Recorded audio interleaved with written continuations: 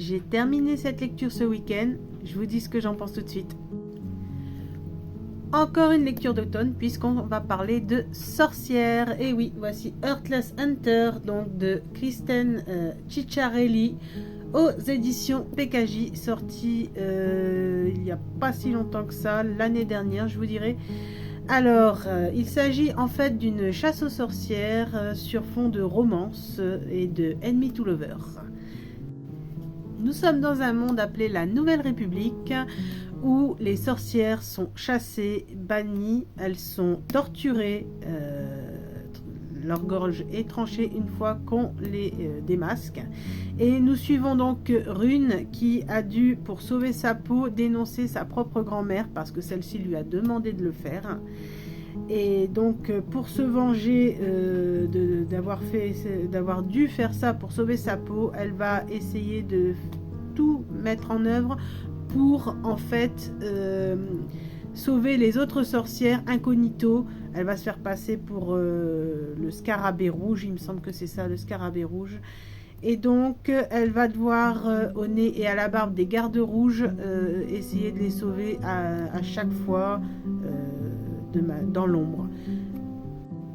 Pour ce faire, elle va être aidée de son ami Verity et de son ami Alex, qui est le frère d'un des grands soldats, Gideon, qui lui n'a que mépris pour Rune, mais il ne sait pas évidemment que c'est une sorcière. Donc on va avoir des chapitres alternés sur le point de vue de Rune et sur le point de vue de Gideon, et on va voir un petit peu une sorte de romance se mêler petit à petit. Donc globalement je lui mets 4 sur 5, c'est pas un coup de cœur, mais j'ai vraiment apprécié cette lecture dans son ensemble.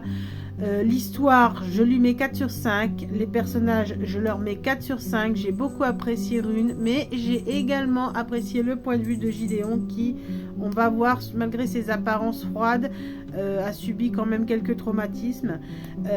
Donc on va plus le comprendre et on va plus être dans l'empathie du point de vue de ces deux personnages.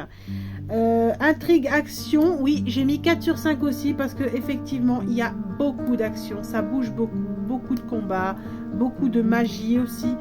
Donc voilà, romance 4 sur 5, mais une romance slow burn, une romance très soft, très ancienne époque on va dire. Et par contre Spicy 0 est là encore tant mieux. Alors c'est pas un coup de cœur, mais c'est pour ça que je ne lui mets pas 5 sur 5, mais j'ai vraiment apprécié cette lecture. Il y a un tome 2, donc apparemment c'est une duologie, et je me ferai un plaisir de me procurer le tome 2 dès que possible. Voilà, je vous souhaite une bonne journée.